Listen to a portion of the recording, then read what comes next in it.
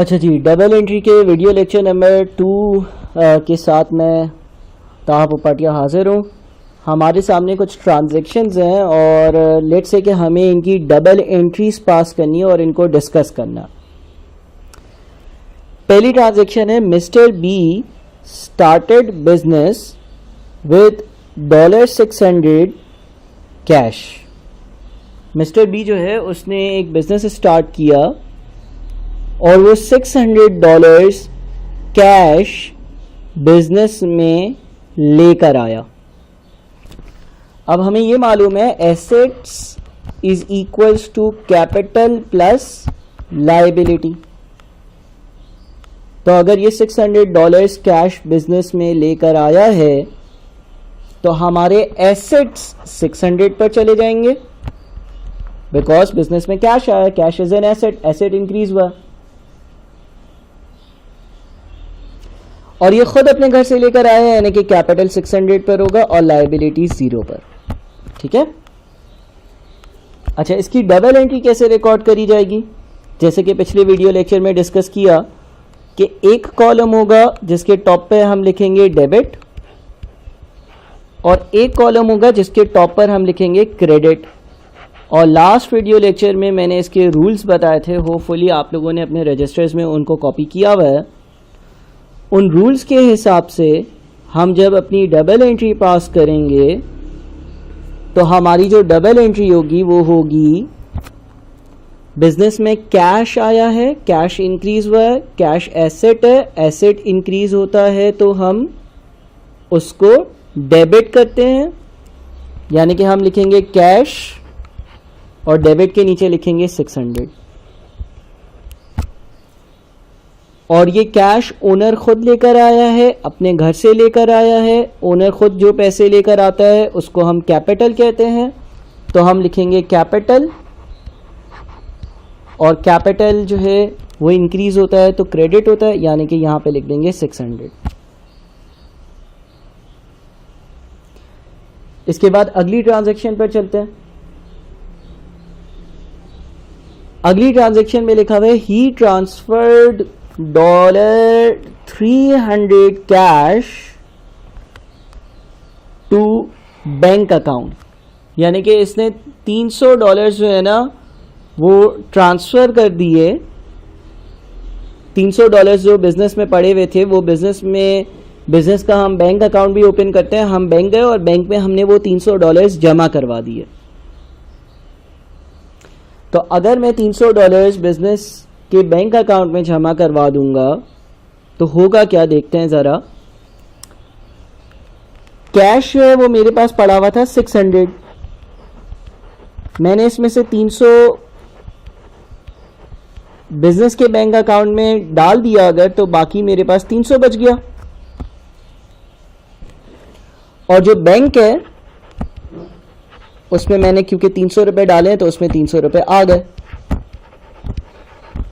तो अब अगर मैं अपना अकाउंटिंग इक्वेशन देखूंगा, assets is equals to capital plus liability देखूंगा, तो वो अभी भी ऐसा ही होगा। Assets is equals to capital plus liability. यहां पर एसेट्स 600 ही होंगे, कैपिटल 600 होगा और लायबिलिटी 0 होंगी।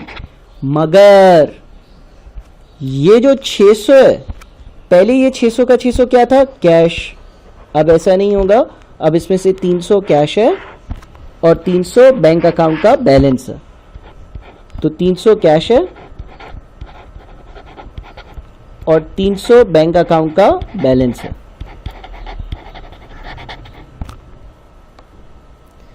अब सर पहले वाले की तो आपने डबल एंट्री पास करी, दूसरे वाले की डबल एंट्री क्या होगी, बनाते हैं। डबल एंट्री का रूल क्या है, अगर एसेट इंक्रीज होगा तो डेबिट, एसेट डिक्रीज होगा तो क्रेडिट। सेकेंड वाली ट्रांजैक्शन में $300 जो आपके पास कैश पड़े हुए थे वो आपने बैंक में जमा करवा दिए, यानी कि आपके पास जो कैश पड़ा हुआ था वो क्या हो गया, कम हो गया। और बैंक अकाउंट का बैलेंस आपका 300 से इंक्रीज हो गया। ये भी एक एसेट है बिकॉज जिस तरह से हमने पिछले अकाउंटिंग इक्वेशन के लेक्चर्स में इसको डिस्कस किया था कि बैंक अकाउंट में जो बैलेंस होता है वो भी मेरा एसेट होता है। तो एक एसेट इंक्रीज हो रहा है, एक एसेट डिक्रीज हो रहा है। बैंक अकाउंट इंक्रीज हो रहा है, कैश डिक्रीज हो रहा है। तो बैंक अकाउंट के इंक्रीज होने की वजह से, बैंक अकाउंट के इंक्रीज होने की वजह से हम यहाँ पे लिखेंगे बैंक, हम यहाँ पे लिखेंगे बैंक अकाउंट, और हम बैंक अकाउंट जो है उसको कर देंगे डेबिट। क्यों डेबिट किया? Bank account is an asset, bank में पैसा इंक्रीज हो रहा है, पहले कुछ भी नहीं था, अब 300 रुपये हैं, एसेट इंक्रीज होता है तो हम उसको डेबिट करते हैं, तो हम बैंक अकाउंट को डेबिट करेंगे। और हम कैश को डिक्रीज करेंगे, कम करेंगे, बिकॉज हमारे पास 600 कैश था और अब हमने जब 300 रुपये कैश बैंक में डिपॉजिट कर दिया तो 300 से मेरा कैश कम हुआ, 300 से मेरा कैश कम हुआ है ना। 600 था, उसमें से 300 निकाल कर बैंक में डाल दिया तो 300 रुपये कम हो गया मेरा कैश। ठीक है, तीसरी ट्रांजैक्शन पर चलते हैं। Mister B purchased machine $80 on credit from XYZ company. हमने मशीन खरीदी है लेकिन वो मशीन क्रेडिट पर खरीदी है, यानी कि पैसे हम बाद में देंगे, यानी कि लायबिलिटी। अच्छा, तो अब हमारी अकाउंटिंग इक्वेशन को क्या होगा? Assets is equal to capital plus liability, जो कि इस तरह थी। अब उसमें क्या होगा? एक मशीन भी आ जाएगी तो मेरे एसेट्स हो जाएंगे 680 के। 680 में क्या क्या है? 680 में 300 रुपये क्या है? कैश है। बाकी 300 रुपये क्या है? बैंक बैलेंस है। और बाकी 80 रुपीज और क्या है? 80 रुपीज और जो है ना वो है मशीन। 680 में 3 चीजें हैं, cash 300, bank 300, machine 80। Cash 300, bank 300, machine 80। इस तरह से ये 680 बना है। और ये इक्वल होगा कैपिटल। क्या कोई इस ट्रांजैक्शन में नया कैपिटल आया? नो, कोई नया कैपिटल नहीं आया, तो कैपिटल 600। हाँ, लायबिलिटीज हैं। लायबिलिटीज कितनी है? देखो, मैंने ये जो मशीन परचेज की है ना $80 की, ये क्रेडिट पर परचेज की है, तो मैंने XYZ कंपनी को पैसे नहीं दिए, तो लायबिलिटी इंक्रीज हुई है 80 से, यानी कि ये हो जाएगा 600 प्लस 80। 600 क्या है? कैपिटल है। 80 क्या है? लायबिलिटी है। ठीक है, इस तरह से ये मेरा assets is equals to capital plus liability बन रहा। तो ट्रांजैक्शन नंबर 3 को अगर हम रिकॉर्ड करते हैं, कैसे रिकॉर्ड करेंगे? मशीन $80 एसेट है, एसेट इंक्रीज हुआ है, बिजनेस में मशीन आई है, और अगर एसेट इंक्रीज होता है तो डेबिट, तो हम लिखेंगे machine debit 80। Machine is an asset, asset increase होता है तो डेबिट करते हैं, एसेट इंक्रीज होता है तो डेबिट करते हैं, तो मशीन डेबिट 80। और XYZ लिमिटेड कौन है? ये वो कंपनी है जिससे मैंने उधार पे चीजें ली हैं, लायबिलिटी है मेरी, मुझे इसको बाद में पैसे पे करने हैं, और लायबिलिटी इंक्रीज हो रही है बिकॉज मैंने इसको पैसे पे नहीं किए हैं, मैं इसको बाद में पैसे पे करूंगा, मेरी लायबिलिटी इंक्रीज हो रही है, और मेरी लायबिलिटी 80 से इंक्रीज हो रही है, और लायबिलिटी इंक्रीज होती है तो क्रेडिट होती है। अब 4 पर आ जाते हैं। 4 में लिखा हुआ है mister B bought van $20 from cash. Mister B ने वैन खरीदी कितने की? $20। तो वैन बिजनेस में आई, वैन एसेट है, एसेट इंक्रीज होगा तो डेबिट। फ्रॉम कैश, यानी कि वैन खरीदने के लिए हमने कैश पे किया, कैश एसेट है, हमारे पास से कैश गया यानी कि कैश डिक्रीज हुआ, एसेट डिक्रीज होता है तो क्रेडिट। अकाउंटिंग इक्वेशन पर क्या इंपैक्ट पड़ेगा पहले ये देखते हैं। देखो, हमारे पास इस ट्रांजैक्शन से पहले 300 का कैश था, लेकिन जब हम 20 की वैन खरीदेंगे और उसकी पेमेंट कैश पर करेंगे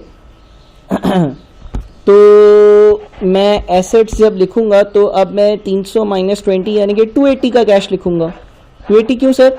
बिकॉज 300 था लेकिन आपने 20 पे कर दिया वैन परचेज करने के लिए। बैंक के 300 रुपए हैं, बिल्कुल है। मशीन 80 की है, बिल्कुल मशीन 80 की है। और एक वैन है 20 की, वो भी तो है।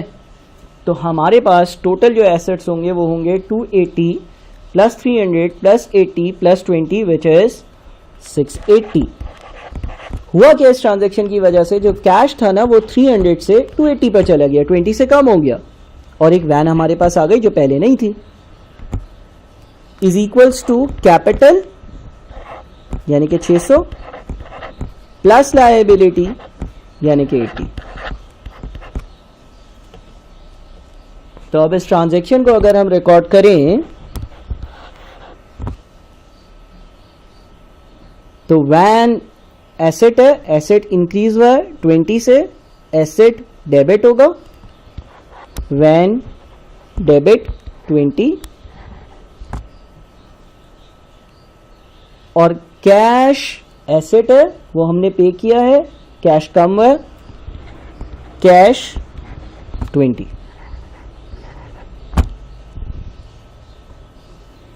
ठीक है, तो इस तरह से ये सारी डबल एंट्रीज हमने पास करनी।